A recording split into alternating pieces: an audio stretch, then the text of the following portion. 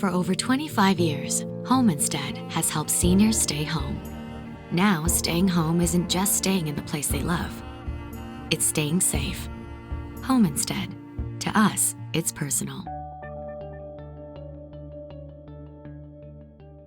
Hi, everybody. This is Ken with Home Instead Senior Care. And just want to thank you again for joining us for hashtag Stay Home Instead social distancing coffee chats. Today, my guest is Melinda Joy Pattison. She is a psychotherapist in private practice here in Santa Fe, New Mexico. And I've known MJ for quite a while now, and I really enjoy every opportunity I get to have a conversation with her. So how are you doing, MJ? I'm doing pretty well, Ken. Thank you. How are you? I'm doing well. Thank you for joining in this experiment with me, doing these things. I hope that we can get some good information out to the community this way. This is so much fun to be on this side of the of the conversation or interview, whatever we want to call it. Yeah. Um, I learned something from another friend yesterday. She asked if you were to classify how you're doing today, how your day is shaping up, labeling it with a weather pattern, what would that be? I think it would be like today. I'm looking out this window here, and the sky is blue, and there's some puffy clouds, but no storms gathering. You know what I like about that? I like that you're taking your cues from the present moment. Oh, that was really good. That's good. That's good. And so That was good. I sent you an article the other day from the Harvard Business Review. It was written by a guy named Scott Baronato. And the title was really interesting, along with the content, of course. But the title was "That Discomfort You're Feeling is Grief."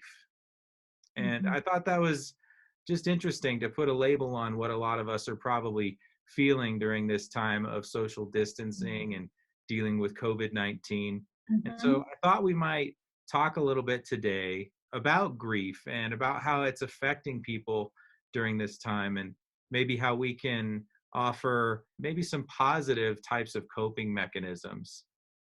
What would you say, like, what's your working definition of grief? I'm going to say to you, Ken, that grief is whatever feelings we might be having around a loss, and it can be any loss. Not doesn't have to be a person uh, that we've lost to feel grief. I know that you're still meeting with clients virtually, and thank God you're Yes, able to do that, um, absolutely. to Yeah. to help people through this difficult time. And given your pulse on the situation with folks, how much is grief playing into people's struggles with this virus and social distancing? I think it's pervasive, and not just for my clients, but for myself as well. Because as I say to them, we're all in a crisis. We're all in crisis. So we're all experiencing this grief in a variety of ways. And I'm seeing it in people who are, for example, already experience anxiety on a pretty significant level daily, Yeah, and that anxiety is increased by different amounts, just just as a baseline. yeah. So that can certainly be part of it. And we don't always know that what it is grief, like that article was talking about, that oh, that discomfort you're feeling is grief. Well, yeah, we are in a state of profound loss.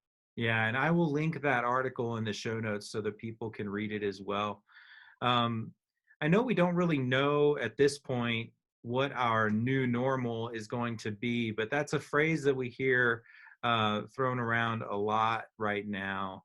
Um, but there's so many unknowns. And so, what advice do you have for people when it comes to accepting things the way they are right now, and maybe even advice that would tend toward helping people to accept the uncertainties of the future rather than allowing them to overcome them? Wow, Ken, there's a lot there.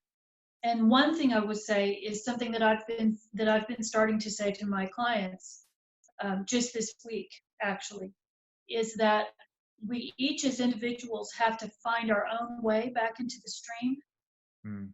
no matter what anybody else is doing or not doing. We have to find that place where we feel safe and comfortable with what we're doing and not doing. Yeah. And so we're going to be navigating that, and we're going to be grieving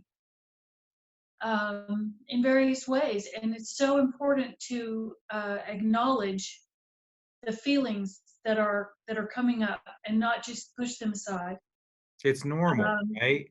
It's it's it is normal to be feeling everything that we might be feeling around this: anger, fear, um, some joy.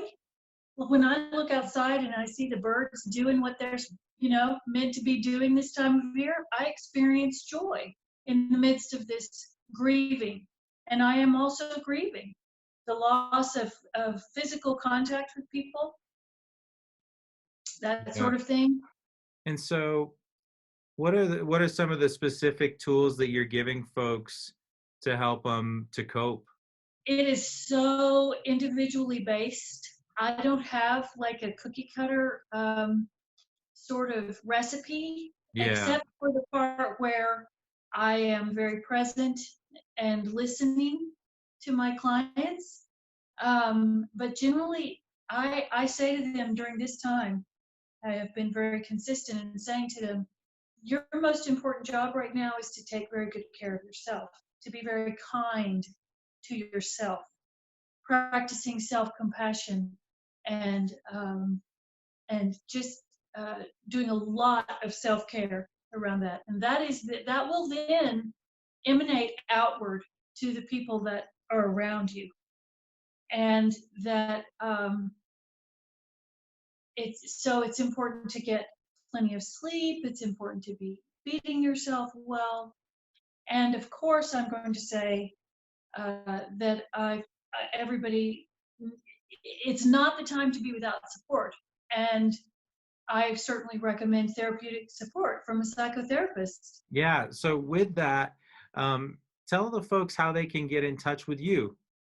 Okay, I'm happy to do that. They can find me on psychologytoday.com. My profile is on there, and it shows how to reach me, and it says that I am accepting new clients and that I am seeing my clients by video and by telephone during this time.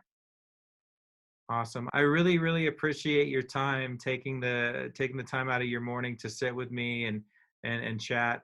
I think this is some really good information. And so thank you so much, MJ, for doing this. It's a pleasure, Ken. I'm happy to. Happy to.